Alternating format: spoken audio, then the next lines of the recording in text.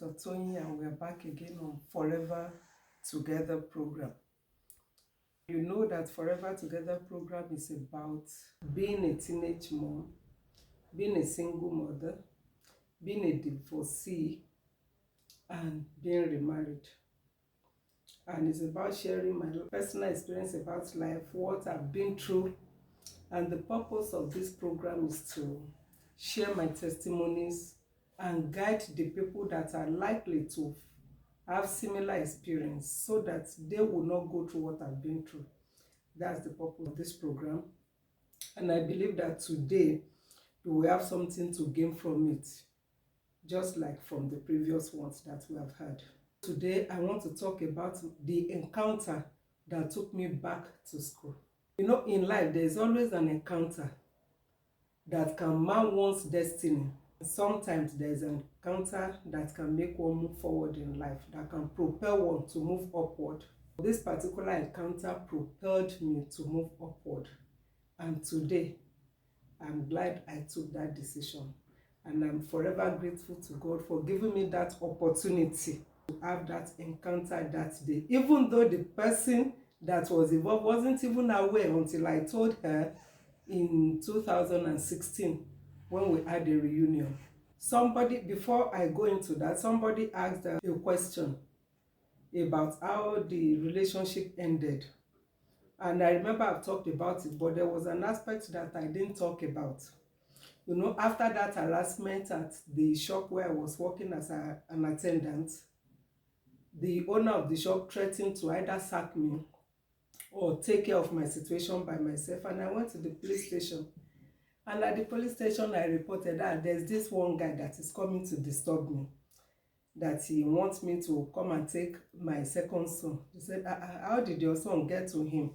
I said, well, he's the father of 2 boys, but he's not my husband. They just laughed at me.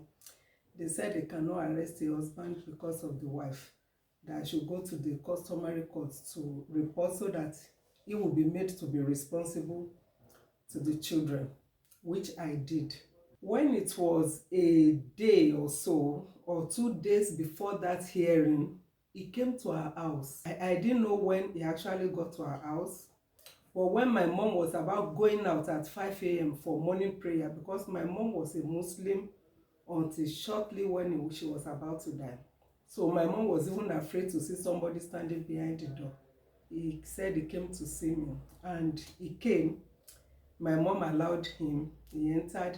You know, at that point in time, my father was still sleeping, so my father would not even know that he came. He came to my own room and he begged me. And we both agreed that when we get to the court, we'll just tell them that, oh, we have settled. But only God knew what happened that day at the court. It's only God that can explain that. So that day, we got there. I saw him. Then he came with so many people. And I was like, well, we've resolved this thing. We were just here to tell them that, oh, we have resolved it. So why are you bringing people? Are you bringing them to testify against me or what? But thereafter, I got to know, because as this story progresses, you will know that so many things were involved in my situations, but I got angry. I said, so we brought people to testify against me. Okay, I'm no longer interested. And when I was called, I said, I'm no longer interested. You should just take care of the children, which I even knew that he didn't even have anything to take care of them. But so everybody went their different ways. That was the end of that relationship. And my father was happy that I came back home. Even though I wasn't happy, but he was happy. Because he reminded me that, you know, remember I told you that we will come back. I said, oh, but you know, I didn't really see it as anything. I just felt that, okay, it was as a result of his behavior and all that. So I won't like to jump. So let's continue. So this particular day, I was coming from their house. I was backing my second son. I went to check on the first one. As I was about to cross, because their street is directly opposite our own street, so there's just this major road that divides the streets. That implies that if I'm the front of our house, I'll be seeing the front of their own house, and if the front of their house, I'll be seeing my own house too. So as I was about to cross, I saw one of my classmates. I mean, my classmates. We were in the same class in Form 3, Form 4, Form 5 until we graduated. So I saw her in a NYC uniform. So I greeted her, how are you? So how is the program and all that? She said, oh, she's done with the program and she's just returning. She's going back home now. I said, okay, so where would you like to work? Because that time work wasn't as scarce as what we have these days. She said, well, I don't think I will be working because my daddy said I should go for my master's first. That I shouldn't work now. I said, for master's? She said, yes. Even up to this moment that I'm narrating the story, I can't remember how we parted. I can't remember. Not because I was envious, but that I'm going for my master's. There was a way the thing hit me. This is the girl we were in the same class. Okay, not even as brilliant as I am now, has finished first degree, going for a master's, and here I am, yeah this, yeah that, being an errand girl everywhere. Seriously, till now I can't remember how we parted. So whether I told her to extend my greetings to her mom or I just said bye bye, I can't remember, because I know that the mom knows me very well, because I used to go to the house that time. I cried profusely. I wept. So I cried up to the time I got to our own house. And I have one uncle who is a mechanic, motor mechanic. And the workshop is just directly opposite our house. So he saw me and he was surprised. Why are you crying like this? I said, I said it in Yoruba that, hey, what kind of life am I living and all that, hey, that things are finished for me. He said, don't say that to yourself. What is the problem? So I explained to him how I just met my classmates who has just finished service and who will be going for masters. He said, what else did she say? I said, she didn't say anything. So did she say that it's only for her, you must not go back to school? I said, no. He said, so what do you want to do? And I said, I want to go back to school. And then cry will not bring you back to school. So you only need to make up your mind to go back to school. So I said, He said, okay, I should not make up my mind. He said, yes. He said, okay. And there was one man that was there with his car for either for servicing, I can't remember what he brought the car for. But that man too is an in-law to that family. So that one now said, if you are ready to go back to school and you are sincere, I will even support you.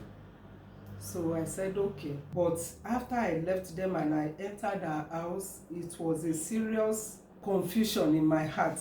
How do I go about this? I want to go back to school.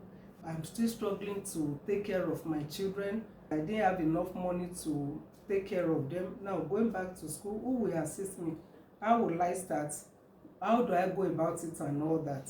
So I just went inside, I settled down, I wept, and there was nobody to console me because nobody sent me on that errand. I decided to take that route in my life, and I should be ready to face my consequences. I had to now sit down and re-strategize. How will I do this? You know, one thing that is so funny about my life is at the point of what do I do, at the point of confusion, that is when I will remember that, oh, okay, God is there to guide me. I will quickly run back to him. And it's so amazing that each time I run back, he's always available. His arms are always outstretched to receive me. So I turned back to God. I prayed, even while crying, but I made up my mind I must go back to school. I can't continue to be an errand girl like this. I can't continue to be what I'm not destined to be. I made inquiries about schools and all that. So I took 2 forms. I can't forget that. One for teachers training college. There was a teachers training college in our town that time, St. John Mary's. Then I took another one, College of Education, Ondo State College of Education in Ikere-Ekiti. So, and I sat for the 2 exams and I passed. Then when I got the 2 admission letters, so I was wondering which one I should go to. Even though I was aware that College of Education supersedes teachers training, but I was looking at the number of years I've been home, almost 5 years. And now going back to school, how is it going to be? I said, okay. I went to one of my cousins who just finished from Polytechnic that time. I said, this is the situation, now I have admission. So do you think I'll be able to cope? See, I've spent 5 years in the house. These students that will be coming in now, they are fresh from the school. And me, I've been home, not reading, apart from studying to have a pass in that English that I talked about previously. He said, don't worry, that the lady that is competing with me in my department has 2 children just like you. So having children doesn't mean that your brain has been affected negatively. You just need to make up your mind that this is what you want to do and you have to be serious about it. I said, just like that. Even though I was happy with the letter of admissions, but I had this fear of how will I be able to cope. But he encouraged me. So it's good to have somebody who will encourage you at the point of confusion. Everything is not about money, because some people, God has placed them in your life to guide you. If only you are ready to listen. If only you are ready to turn to them and you don't look down on them. So he said, okay, what he would do for me was to make a timetable for me. He made a timetable, even though I didn't even know the courses that would be there too, didn't know. But he made a timetable that from 5 a.m. to 6 a.m. I should study. Then I should cook, because he told me that I would be the one to cook for myself and all that. He explained campus life to me. I said, okay. Then from there, when I get to the lecture room, if the lecturer is around, I should sit down to attend lectures. If the lecturer is not around, I should now sit with those new students. I should remember that we are not mates. I should go to the library and read. Or if I know that the lecture is about 10 o'clock and the time is about 9, 9:15, 9:30, I should stay in the class at a corner and continue to read. That when I get to school, I should get the necessary scheme and look for materials that can guide me. I should not wait for only the time that the lecturers will come to the class. It really gave me enough tutorial that really prepared me for my academics and even life on campus. Now, finance. How do I go about it? One challenge that we have in our family, everybody is my father's son, everybody is my father's daughter. So you don't even know who is the actual son or who is the actual daughter. But there was this one that my father will also say my son. And when I learned, I think it was last month, no, in the month of December, that I learned that he's late. Because I wanted to share my testimony with him, I was trying to locate him, then I couldn't. So I went to the organization where he used to work. I tried to locate some people, and when I was told, I was really sad about it. I said, which is alive to see that seed that he sowed into my life that time has germinated. So my struggle continues anyway. I continued with my sales, eggs, fish, fried fish, corn, if it is May season, anything that comes around, oranges, anything that will bring money. I started selling, saving to resume school. Then I started buying little things that I know that, I've been home, tying wrapper, carrying children. Now I need gowns that I can wear to. So even though I didn't really have the money to get the gowns, but I was able to get like tops, shorts and all that. So I needed iron, pressing iron. God, they said that I will be the one to take care of myself. Nobody will provide for my needs. So I told my uncle that I will need iron. He said, okay, how much is it? I said 200 naira. Philip iron, brand new. He said, okay, whatever you save, when next I come home or when you come to Lagos, I will add to it and I will give you.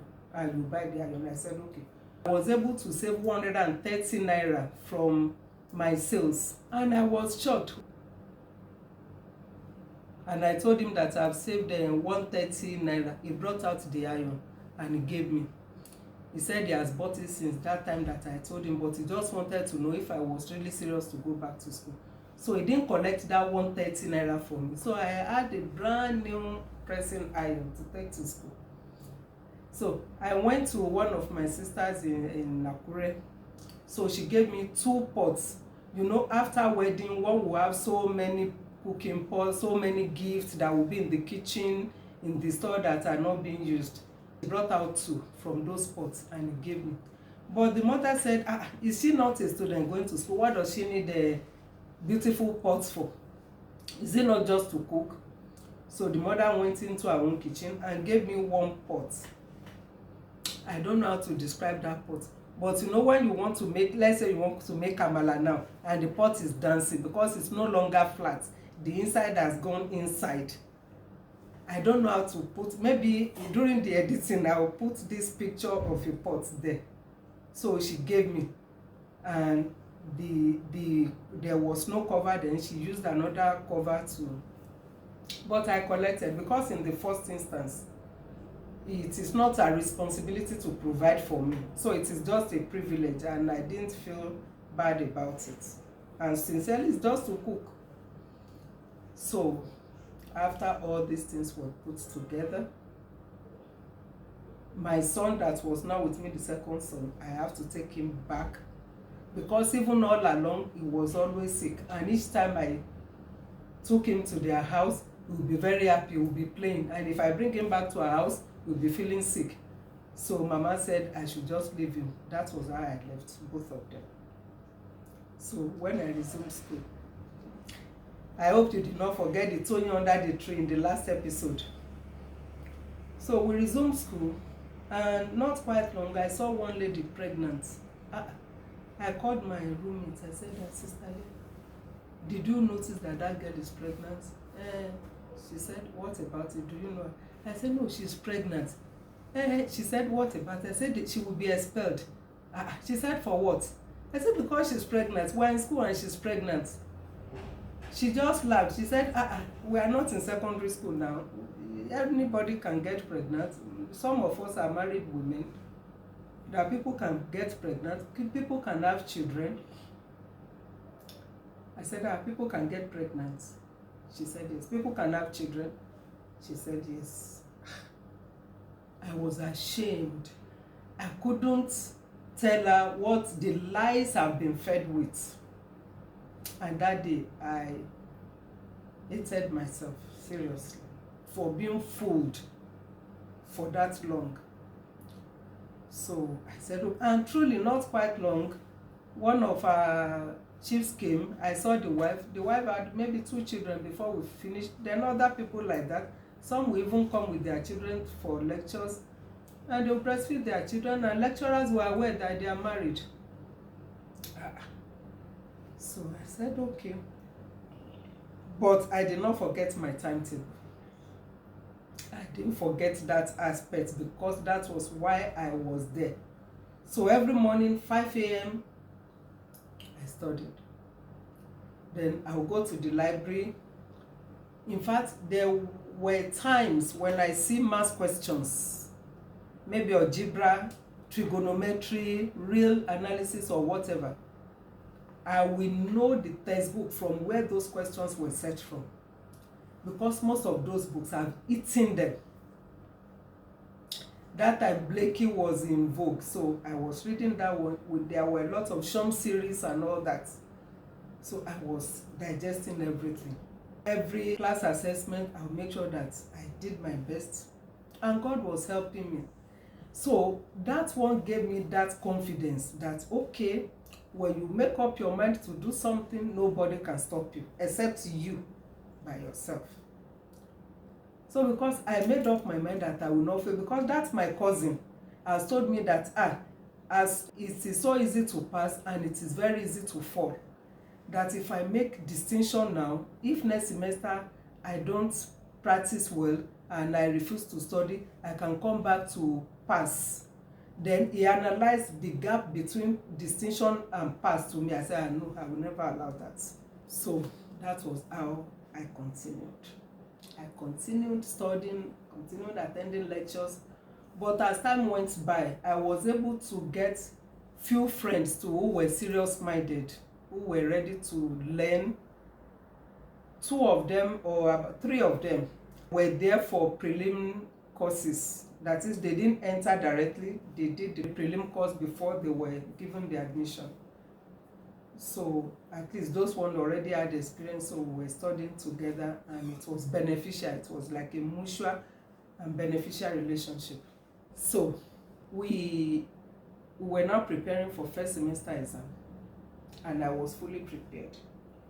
But you know, in every situation, you cannot be good in everything. I know that when it comes to calculation and all that, that one would not be a problem. But there was this particular course, sociology, and everything about that course that time was zim, zim, zim, zim.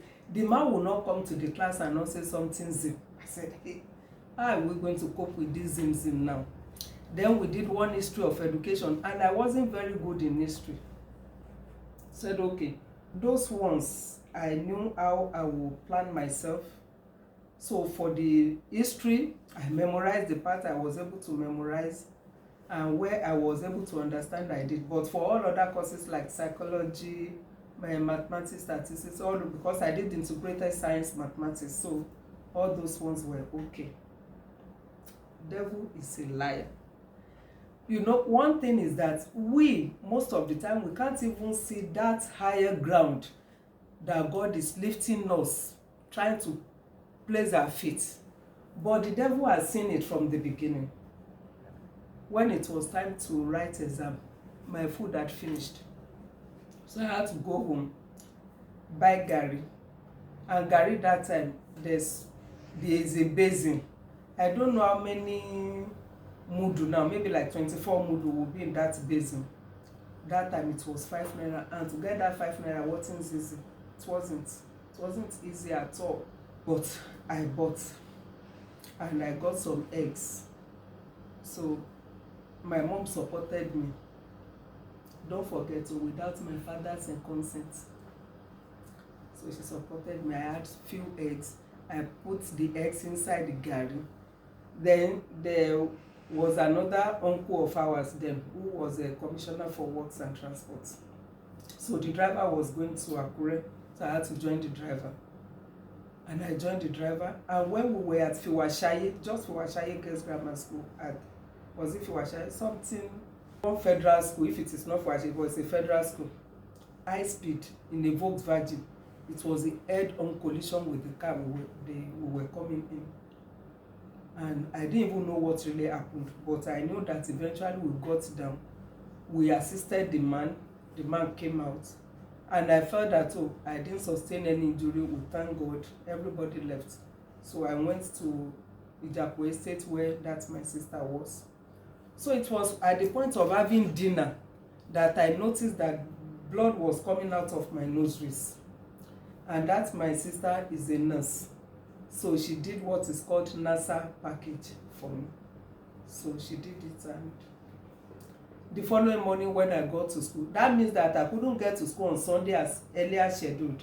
So I got to school on Monday morning. And that Monday morning we were to write History 101. Education 101, and that was History of Education. That I managed to memorize some parts. So when I got to the health center, the doctor said, no, because of my situation, I should just rest. I will write the exam later. I said, no, I can't write the exam later because I don't want to forget anything. So, but I wrote the exam. And first semester results came. I had A's, B's, but I had E in that history of education. So I discussed with my cousin, and he told me how to make progress, that subsequently I should make sure that I don't have any D. I don't, if possible, I should not have C. It should be A, B, A, B if I want to maintain a distinction.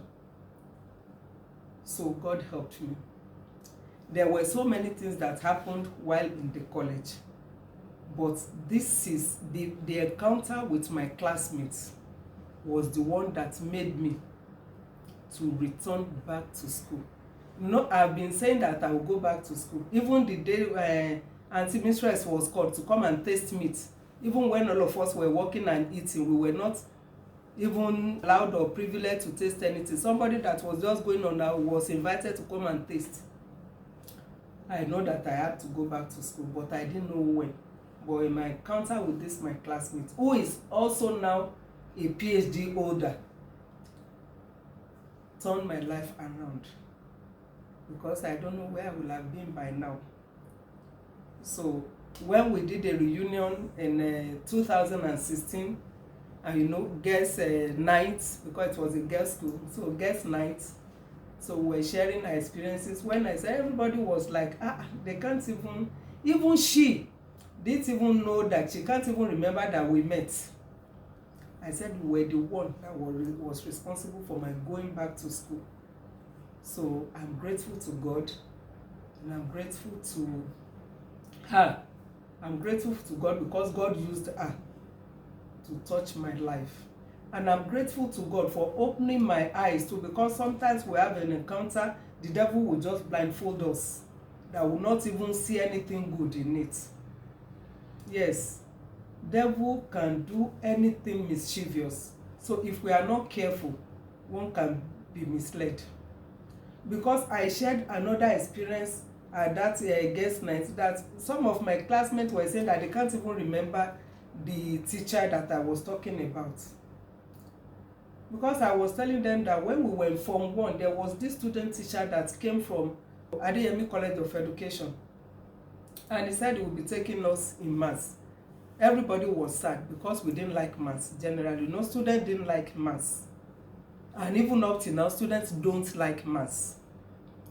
So, but he said, okay, bring out your composition, and he said, everybody stand up. We stood up. Okay, 10-10, sit down. No, at least nobody will even ever get, before you can get 5 with our English teachers marking that time. And the woman is still alive now because she attended that reunion. She was very strict. You must dot your I, cross your T properly and all that. So nobody got no 9, no 8, no 7, no 6, no 5. And the highest score that day was 4. And I don't know where the girl is now. The girl is Francisca Ella. She scored 4. I got 2 in that composition. Some people got 3. So, but he now said that in mathematics we can always get 10-10. That will show us the secret if we are willing. So that day he taught us simple algebra. A plus 5 equals 10. What is the value of A? And he gave us 2 methods. And he said we can use either of the methods, any one that is convenient for us. Then he gave us 2 classwork. He marked. After marking, some people got 1. He corrected them. I got 2. Then he gave us another 2. He marked. He gave us home phone. That time it was homework. He gave us homework. When he was going, I asked, you said you promised to tell us the secret. He said, okay, make sure you have a study partner. That every one of us should have a study partner, and we should practice maths 30 minutes every day. And that later, if we are obedient, he will come and tell us. So when we first started, it was very challenging. The 30 minutes was like 30 hours. But after some time, the 30 minutes became like 5 minutes. Even sometimes we will practice for 1 hour, and we will not even feel it. At the end of that term, I scored 96%. So he now said the secret is regular practice. And when I said it during that guest night, most of them had forgotten.